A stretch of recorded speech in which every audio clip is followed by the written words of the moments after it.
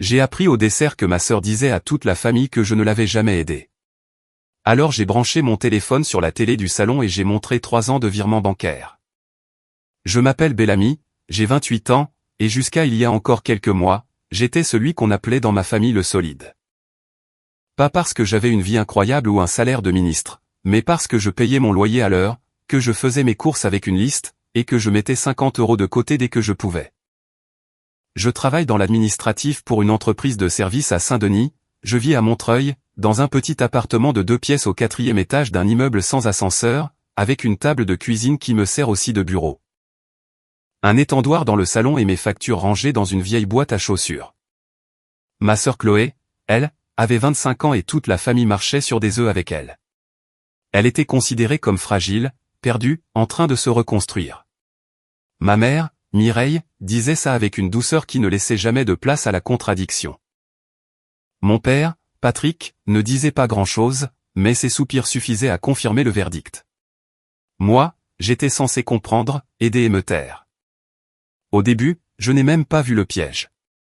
Chloé avait quitté son premier studio à Créteil après une histoire confuse avec son propriétaire, puis elle avait trouvé un petit appartement près du tramway, à Villejuif. Elle disait qu'elle voulait repartir sur de bonnes bases. Je l'ai cru. La première fois, elle m'a demandé 120 € pour éviter la coupure de son téléphone. Belle, s'il te plaît, je suis dans une situation impossible là. Si je ne règle pas ce soir, il me coupe. Je te rembourse dès que le versement de la CAF arrive. J'avais répondu presque tout de suite. Un virement instantané, libellé tel Chloé, et c'était réglé. Elle m'avait envoyé 3 cœurs et un tu es le meilleur. Je n'avais pas demandé plus. Puis il y a eu 300 € pour un découvert, parce que la banque avait abusé avec les agios. 450 pour compléter un dépôt de garantie. 200 pour des charges. 150 pour une mutuelle. Parfois, elle m'appelait en pleurant depuis le quai du métro, avec du bruit derrière elle, comme si le monde entier lui tombait dessus entre 2 stations. Parfois, c'était ma mère qui appelait 15 minutes après le message de Chloé, avec cette phrase qui commençait toujours pareil. Je ne veux pas m'en mêler, mais... Elle s'en mêlait déjà. Elle savait déjà le montant. Elle savait déjà que j'avais été contacté. Elle savait déjà quelle réponse elle attendait. Ta sœur n'a pas ta force, Bellamy. Toi, tu sais gérer. Elle, il faut l'accompagner. La première année, j'ai voulu croire que c'était temporaire. Je notais mentalement les sommes, mais pas vraiment. Je me disais qu'elle rembourserait quand ça irait mieux. Quand elle aurait un CDI. Quand elle aurait arrêté d'avoir peur des courriers administratifs. Quand elle aurait compris que les échéanciers existaient et qu'un propriétaire n'était pas un monstre parce qu'il demandait un loyer. Moi, je n'étais pas riche. Je faisais attention à tout. Je prenais le métro et le RER avec une carte Navigo dont la pochette était fendue sur le côté. Le midi, au bureau, je mangeais souvent du riz avec des légumes dans une boîte en plastique, pendant que mes collègues descendaient chercher des menus à 12 €. Je ne me plaignais pas. J'avais même un petit objectif qui me tenait debout, acheter une voiture d'occasion, une Clio ou une 208 pas trop vieille, pas pour frimer, juste pour arrêter de dépendre des trains quand j'allais voir mes parents à Melun ou quand je devais transporter des choses. J'avais un tableau Excel sur mon ordinateur, sobrement nommé voiture, avec une colonne pour les économies, une autre pour les dépenses imprévues. Le problème, c'est que les imprévus avaient presque toujours le prénom de ma sœur. Un dimanche, chez mes parents, autour d'un poulet rôti et de pommes de terre trop grasses, j'ai essayé de poser une limite pour la première fois. Je peux aider, mais je ne peux pas devenir son budget mensuel. Ma mère avait reposé sa fourchette. On ne règle pas les problèmes familiaux avec des comptes d'apothicaire. Mon père avait bu une gorgée de vin avant de dire. Dans une famille, on ne compte pas tout. Je m'étais senti idiot, comme si j'avais demandé un reçu après avoir tenu la porte à quelqu'un. Chloé, elle, avait regardé son assiette, les yeux brillant juste ce qu'il fallait. Laisse tomber, je savais que ça finirait comme ça. Tu me fais passer pour quelqu'un qui quémande. Et moi, comme toujours, j'avais reculé. Le mois suivant, elle m'a demandé 680 €. C'était un vendredi soir. J'étais sur mon canapé, ordinateur sur les genoux, en train de regarder une annonce pour une Clio blanche à mots. Pas une voiture de rêve. Juste une voiture propre, avec un contrôle technique récent et pas trop de kilomètres. Mon téléphone a vibré. Chloé, belle s'il te plaît réponds. C'est grave. Puis un message vocal. Sa voix tremblait. Je risque une procédure avec le propriétaire si je ne règle pas avant lundi. Il m'a envoyé un courrier, je te jure, je ne sais plus quoi faire. Il me manque 680. Je ne peux pas demander aux parents, maman va paniquer. Je te rembourse dès que je peux, promis. J'ai fixé l'écran longtemps. 680 €, c'était presque tout ce que j'avais réussi à mettre de côté depuis 2 mois. J'ai tapé une réponse, puis je l'ai effacée. J'ai ouvert mon application bancaire sans valider. 15 minutes plus tard, ma mère m'a appelé. Tu as eu ta sœur? Je n'ai même pas demandé comment elle savait. Oui. Elle est dans un état. Bellamy, tu ne peux pas la laisser tomber pour une question d'argent. Je me souviens avoir ri, mais pas vraiment de rire. Une question d'argent? Maman, c'est presque la moitié de mon salaire disponible. Je ne te demande pas de te sacrifier, juste de faire un geste. Cette phrase, je l'avais tellement entendue qu'elle avait perdu son sens. Un geste. Toujours le même geste. Toujours depuis mon compte. J'ai fait le virement. Libellé, loyer Chloé urgent. Puis j'ai fermé l'annonce de la Clio. 3 jours plus tard, le lundi soir, j'ai vu sa story Instagram. Chloé était dans un restaurant près d'Opéra, un endroit où le moindre cocktail coûtait le prix de mes courses pour 2 jours. Elle riait avec une fille que je connaissais vaguement, Nina, une amie qu'elle voyait souvent. Sur la chaise à côté d'elle, posée bien dans le cadre, il y avait un sac neuf. Pas un sac en toile. Un sac en cuir d'une marque que j'avais déjà vu en vitrine, le genre de vitrine devant laquelle on passe en accélérant parce qu'on sait qu'on n'est pas le client prévu. La légende disait, enfin respirer. J'ai regardé la photo plusieurs fois. J'ai zoomé sur le sac, puis j'ai eu honte de zoomer. Je n'avais pas envie d'être ce frère qui surveille. Alors je lui ai envoyé un message simple. Ton histoire de loyer, c'est réglé? Sa réponse est arrivée presque immédiatement. Je savais que tu allais me surveiller. Puis, tu ne peux pas m'aider sans me faire sentir coupable? J'ai répondu, je demande juste si le propriétaire est payé. Elle a écrit, bien sûr, Monsieur Parfait va encore me faire la leçon. Tu ne comprends rien à ce que je vis. J'ai laissé le téléphone sur la table. Mon appartement était silencieux, sauf le vieux frigo qui vibrait contre le mur. Sur l'écran de mon ordinateur, l'annonce de la voiture était encore dans l'historique. Le vendeur avait déjà marqué réservation en cours. À partir de là, quelque chose a changé. Pas d'un coup. Je n'ai pas explosé. Je n'ai pas appelé mes parents pour dénoncer quoi que ce soit. J'ai juste commencé à observer. Au repas suivant chez mes parents, l'ambiance n'était pas normale. Ça sentait le gratin, le salon était trop chaud, et ma mère changeait de sujet dès que je parlais de mon travail ou de mes propres factures. Mon père soupirait quand je disais que les transports me fatiguaient. Ma tante Hélène était là aussi, avec son foulard violet et ses grandes phrases qu'elle sortait toujours entre le fromage et le café. C'est fou comme les jeunes deviennent individualistes, a-t-elle lancé en coupant un morceau de camembert. Avant, on savait ce que voulait dire aider les siens. Personne n'a prononcé mon nom, mais tout le monde m'a regardé sans me regarder. Chloé était assise en face de moi, calme, presque douce. Elle m'a demandé si je voulais encore de la salade. Comme si nous n'avions pas échangé ces messages 3 jours plus tôt. Comme si elle n'avait pas posé un sac neuf à côté d'un cocktail après m'avoir parlé de procédure. En rentrant, dans le RER, j'ai reçu un message d'Élodie, ma cousine. Franchement, après ce que Bellamy t'a encore dit, je comprends que tu sois blessé. J'ai relu la phrase, debout entre 2 portes, coincé entre un vélo et un type qui regardait une série sans écouteurs. Avant que je réponde, le message a disparu. Puis un autre est arrivé. Oublie, je me suis trompé de conversation. J'ai tapé, ce que je lui ai dit quand? Elle a mis longtemps à répondre. Rien, laisse. Ce ne sont pas mes histoires. Là, j'ai compris qu'il y avait une version de moi qui circulait sans moi. Le lendemain, au travail, j'ai raconté une partie de l'histoire à Karim. Karim était mon collègue et mon ami depuis 4 ans. Il avait ce calme des gens qui ont déjà vu trop de conflits familiaux pour s'étonner vite. On était près de la machine à café, entre deux dossiers clients. Je lui ai dit que j'avais peut-être été trop sec, que Chloé était vraiment fragile, que mes parents comptaient sur moi. Il m'a laissé parler, puis il a demandé. Tu as gardé les traces. Les traces de quoi?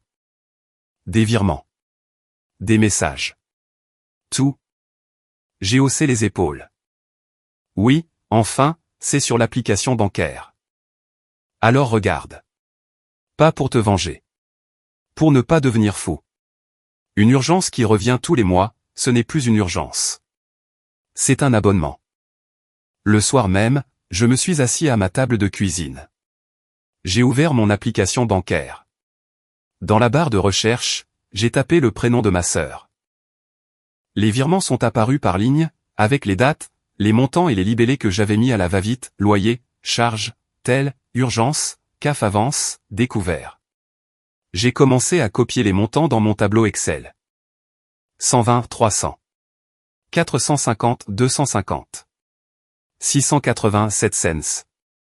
190, 4 cents. Je croyais avoir aidé beaucoup. Je n'avais pas compris que j'avais financé une deuxième vie. Sur presque 3 ans, le total m'a donné une sensation physique, comme un creux sous les côtes. Ce n'était pas une somme de millionnaire, évidemment. Mais pour moi, c'était énorme. C'était des mois de courses surveillées, des invitations refusées, des chaussures gardées trop longtemps, des billets de train pris en seconde classe même quand j'étais épuisé. C'était presque toute mon épargne voiture. J'ai posé mes mains à plat sur la table. Pendant quelques minutes, j'ai eu plus honte que colère. Honte d'avoir laissé faire. Honte d'avoir cru qu'être gentil voulait dire ne jamais demander où allait l'argent. Honte d'avoir accepté que ma stabilité soit traitée comme une ressource familiale. 2 jours plus tard, j'ai reçu une capture d'écran d'un numéro que je n'avais pas enregistré. Pas de message, juste une image. En haut, le nom du groupe WhatsApp, Survie familiale. Il y avait les photos de profil de Chloé, de 2 cousins, d'Élodie, et de Nina. Le message de Chloé disait: il suffit que je dise loyer ou dette et Bellamy vire l'argent. Le plus dur, c'est de faire croire à maman qu'il ne fait rien. Un cousin avait répondu avec un emoji qui pleure de rire. Plus bas, Chloé avait écrit: s'il savait que son budget voiture est devenu mon week-end à Biarritz. Puis encore. Il culpabilise trop vite, c'est presque triste MDR. Je n'ai pas bougé pendant un moment. Mon téléphone était dans ma main, l'écran s'assombrissait, puis se rallumait quand je le touchais. J'ai pensé appeler Chloé. J'ai pensé envoyer la capture à ma mère. J'ai pensé écrire un message très long, très dur, avec tous les mots que j'avais avalés pendant des années. Je n'ai rien fait. J'ai suivi le conseil de Karim. J'ai documenté. J'ai exporté mes relevés bancaires en PDF depuis mon espace client. J'ai masqué mon solde, mes dépenses personnelles, mon salaire exact. J'ai gardé les dates, les montants et les libellés des virements. J'ai fait des captures des messages de Chloé: si tu ne m'aides pas je dors dehors lundi, je te rembourse vendredi promis, mon propriétaire insiste lourdement, j'ai trop honte de demander aux parents, Belle s'il te plaît réponds. J'ai enregistré les messages vocaux importants en transcription, juste au cas où. J'ai imprimé quelques pages au bureau, pendant ma pause, en vérifiant que personne ne passait derrière moi. Je n'avais pas envie de gagner une dispute. J'avais envie qu'on arrête de me voler la réalité. Pendant 2 semaines, je n'ai plus envoyé d'argent. Chloé a essayé 2 fois. Une fois pour une facture d'électricité bizarre. Une autre pour des frais bancaires qui tombent mal. J'ai répondu calmement. Je ne peux pas voir avec ta banque pour un échéancier. Elle a envoyé: tu es sérieux? Puis, tu sais quoi, laisse. J'aurais dû m'en douter. Ma mère m'a appelé le soir même. Je ne comprends pas ce qui se passe avec toi en ce moment. Moi, je commence à comprendre. Elle est restée silencieuse. Bellamy, ne sois pas dur.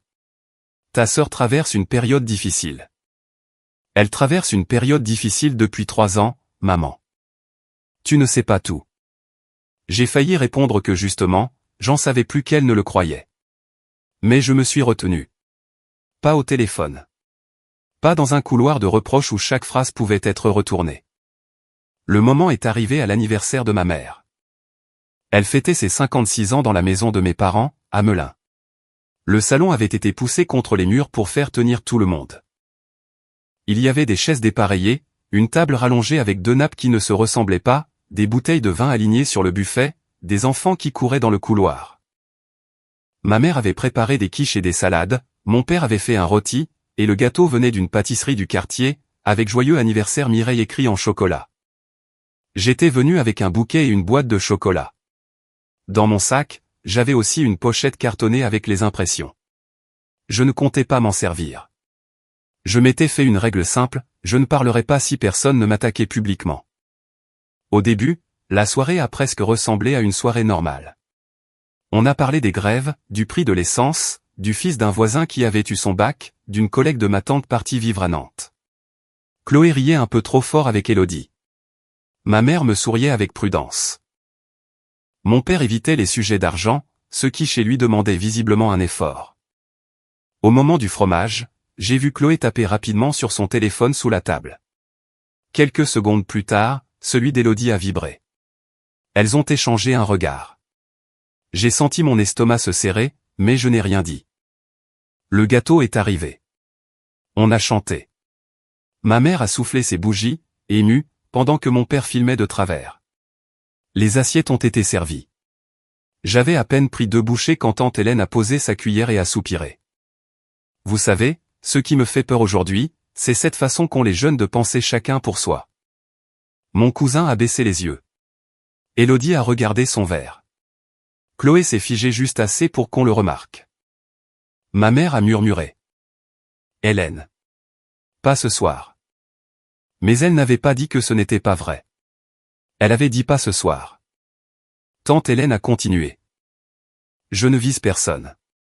Je dis juste qu'un jour, ceux qui tournent le dos auront besoin des autres aussi. J'ai posé ma fourchette. Si tu veux me parler, Hélène, parle-moi directement. Le silence est tombé d'un coup, pas complet, mais assez lourd pour qu'on entende la télévision allumée sans le son dans le coin du salon.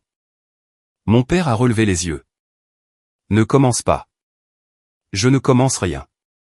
Je demande qu'on arrête les phrases générales. Ma mère a posé une main sur celle de Chloé. Bellamy, on ne te demande pas de tout payer. Juste d'être présent. J'ai senti quelque chose de froid me traverser. Présent comment?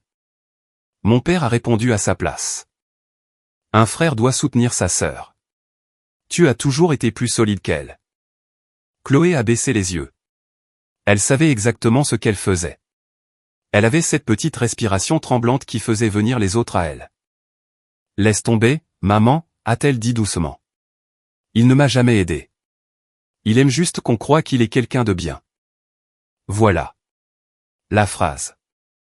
Je l'ai regardé. Pas longtemps.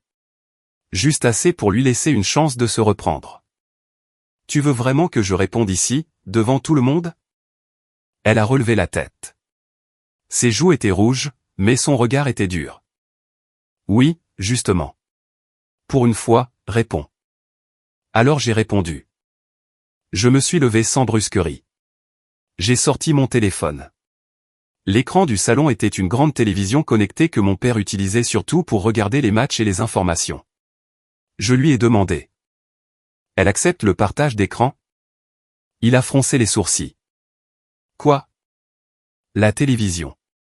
Elle accepte le partage d'écran? Personne ne riait. Mon père a fini par me tendre la télécommande avec un geste agacé, comme si c'était moi qui gâchais la soirée. J'ai connecté mon téléphone. Pendant quelques secondes, l'écran a affiché mon fond d'accueil, puis le premier PDF. J'ai dit. Je vais être très clair. Je ne vais pas raconter ma version. Je vais montrer les dates. Sur l'écran, la première ligne est apparue. 12 février. Virement à Chloé. 120 €. Libellé, tel Chloé. J'ai fait défiler. 28 mars. 300 €.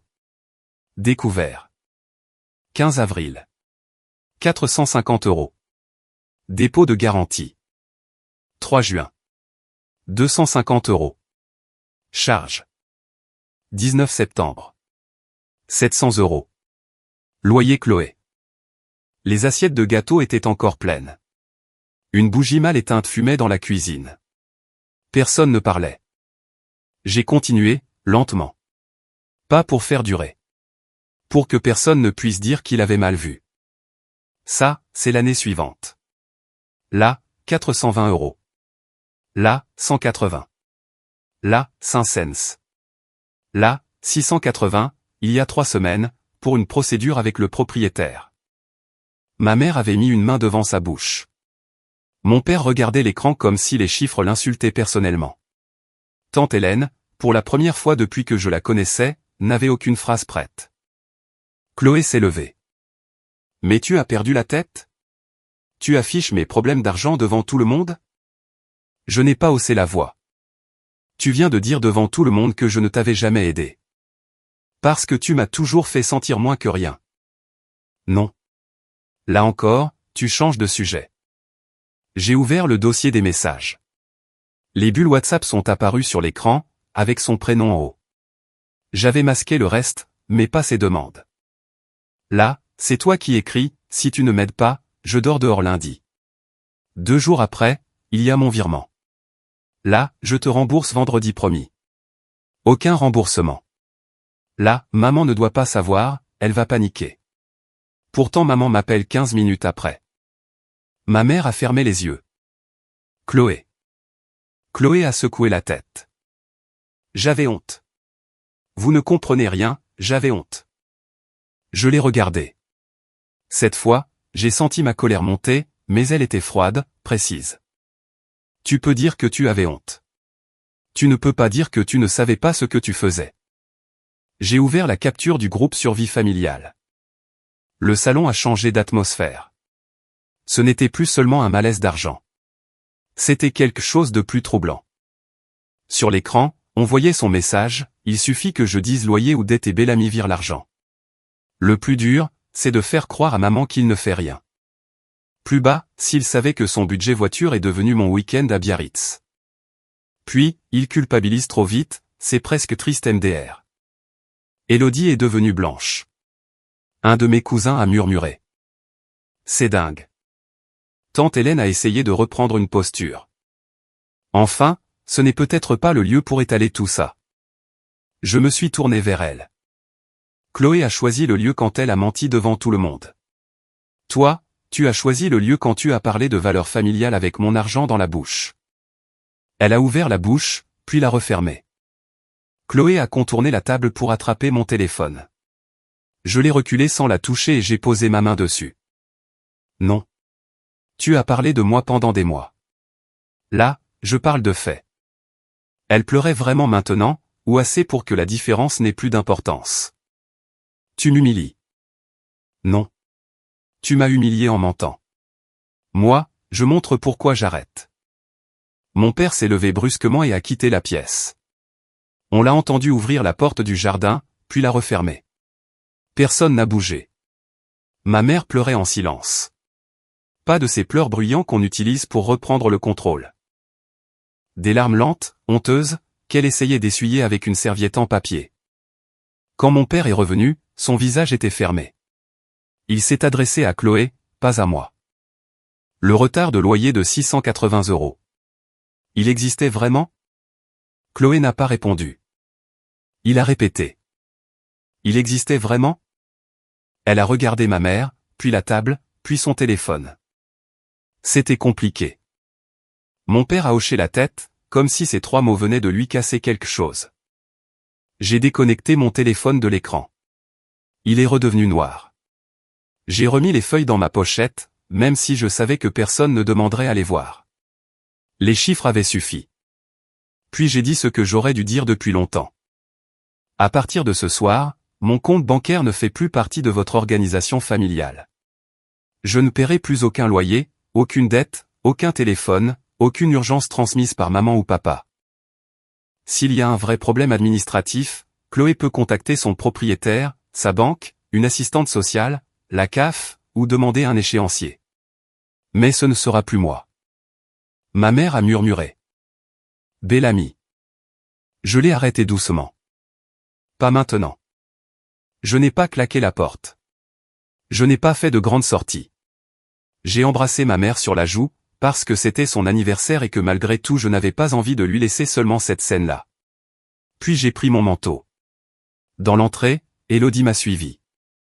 Je ne savais pas pour les virements, a-t-elle soufflé. Je te jure, Bellamy, je ne savais pas. Je l'ai regardée. Tu en savais assez pour me juger. Elle n'a pas répondu. Sur le chemin du retour, dans le train, mon téléphone n'a presque pas arrêté de vibrer. Des messages de ma mère. De Chloé. D'Élodie. D'un cousin qui écrivait juste, c'est hallucinant. Je n'ai répondu à personne. J'ai regardé les lumières passer derrière la vitre et je me suis senti vidé, pas victorieux. La vérité ne rend pas toujours léger. Parfois, elle arrête juste l'hémorragie. Le lendemain matin, le groupe WhatsApp familial était silencieux. D'habitude, ma tante envoyait une image avec des fleurs ou une blague pas très drôle avant 9 heures. Là, rien. J'ai bu un café trop fort devant ma table de cuisine. La pochette de preuves était encore là, à côté de mon ordinateur. Je l'ai rangée dans un classeur. Élodie m'a écrit en début d'après-midi. Je ne savais pas pour les virements. Vraiment désolé. J'ai cru ce qu'elle disait. J'aurais dû te demander. J'ai attendu le soir pour répondre. Oui. Tu aurais dû. Je n'ai rien ajouté. Chloé, elle, a commencé par l'attaque. Bravo, tu es content? Tu as détruit la famille pour de l'argent. Puis, 2 heures plus tard. Tu peux au moins m'aider ce mois-ci? Après j'arrête de te demander. J'ai regardé le message longtemps. Avant, j'aurais senti la panique monter. J'aurais pensé au loyer, à la honte, au regard de ma mère, aux mots frères. Cette fois, j'ai écrit. Non. Tu peux demander un échéancier. C'est ce que font les adultes quand ils ont une dette. Elle m'a bloqué pendant 3 jours. Les conséquences ne sont pas tombées comme dans un film. Personne n'a été puni par la justice divine. Chloé n'a pas disparu sous un orage de remords. La vraie vie est plus lente, plus administrative, plus gênante. 2 semaines après l'anniversaire, elle a reçu une vraie mise en demeure de son propriétaire. Pas une menace floue. Une lettre recommandée qu'elle a dû aller chercher à la poste, avec des montants précis et des délais. Cette fois, quand elle a appelé ma mère lui a dit de prendre rendez-vous avec l'ADIL et de parler directement au propriétaire. Chloé a pleuré. Ma mère a failli m'appeler. Elle ne l'a pas fait. J'ai su par mon père qu'ils avaient avancé une petite somme, puis qu'ils avaient compris. Chloé avait demandé encore 300 € la même semaine. Puis 150. Puis juste de quoi tenir jusqu'à vendredi. Mon père m'a appelé un soir, plus fatigué que sévère. Elle nous a demandé encore de l'argent. J'étais dans ma cuisine, en train de couper des oignons. Oui. Il a laissé passer un silence. Elle dit que tu refuses même de lui parler. Je refuse de payer. Ce n'est pas pareil. Il a soufflé dans le téléphone. Je crois qu'on n'avait pas mesuré l'ampleur de la situation. J'ai failli dire « bienvenue ». Je ne l'ai pas fait. Je n'avais plus envie d'être dur, même quand j'en avais le droit. Non, ai-je répondu. Vous n'aviez pas mesuré parce que c'était moi qui recevais les messages. Chloé a fini par vendre le sac qu'elle avait affiché sur Instagram. Je l'ai appris parce qu'une amie commune m'a montré l'annonce sur Vinted. Elle a aussi arrêté les restaurants pendant un moment, ou du moins elle a arrêté de les montrer. Elle a négocié un échéancier pour ses charges et a dû appeler son propriétaire elle-même, sans passer par moi, sans passer par maman, sans transformer chaque courrier en catastrophe familiale. Elle m'a envoyé un long message un mois plus tard. Il y avait des excuses dedans, mais elles étaient entourées de reproches. Je suis désolé si tu t'es senti utilisé, mais tu ne sais pas la pression que j'avais. Tout le monde attendait que je m'en sorte et toi tu avais l'air tellement au-dessus de tout. Je n'ai pas répondu tout de suite. Puis j'ai écrit. Je ne me suis pas senti utilisé. J'ai été utilisé. Quand tu seras prête à dire ça sans ajouter un mais, on pourra parler. Pas avant. Elle n'a pas répondu. Tante Hélène ne s'est jamais excusée. Elle a simplement arrêté de parler de solidarité familiale quand j'étais dans la pièce. C'était presque plus honnête qu'une excuse mal faite. Certains cousins ont fait semblant que rien ne s'était passé. D'autres m'ont envoyé des messages courts, embarrassés, avec des encouragements qui ne réparaient rien mais disaient au moins qu'ils avaient compris. Ma mère est venue chez moi un samedi après-midi, sans prévenir, avec un plat dans un sac isotherme. Des lasagnes maison. Elle est restée dans l'entrée, son manteau encore sur les épaules, comme si elle n'était pas sûre d'avoir le droit d'entrer. Je peux ? Je me suis écarté. Elle a posé le plat sur ma table de cuisine, la même table où j'avais additionné les virements. Elle a regardé mon appartement comme si elle le voyait vraiment pour la première fois, l'étendoir, les papiers rangés, la chaise un peu bancale, le vieux plaid sur le canapé. « Je ne te demande pas de me pardonner ce soir », a-t-elle dit. J'ai sorti 2 verres d'eau. Alors c'est peut-être la première chose juste que tu me demandes depuis longtemps. Elle a encaissé la phrase sans se défendre. Ça m'a surpris. Elle s'est assise et a gardé ses mains autour du verre. Je t'ai mis un rôle sur le dos. Je crois que ça m'arrangeait de penser que tu pouvais le porter. Comme ça, je n'avais pas à regarder le reste. Je n'ai pas répondu tout de suite. Dans l'immeuble, un voisin montait les escaliers avec des sacs de course, les marches grinçaient une à une. Tout semblait très ordinaire, et pourtant j'avais l'impression qu'on parlait enfin dans la bonne pièce, sans public, sans gâteau, sans phrase de théâtre. Tu m'as laissé seul avec quelque chose qui ne m'appartenait pas, ai-je dit. Ses yeux se sont remplis de larmes. Je sais. Non, je ne suis pas sûr que tu saches. Tu commences à savoir. Ce n'est pas pareil. Elle a hoché la tête. Elle n'a pas essayé de me toucher. Elle n'a pas dit que c'était compliqué, ni que Chloé souffrait, ni que la famille devait rester soudée. Elle a juste dit. Je suis désolé. Cette fois, je l'ai cru un peu. Pas complètement.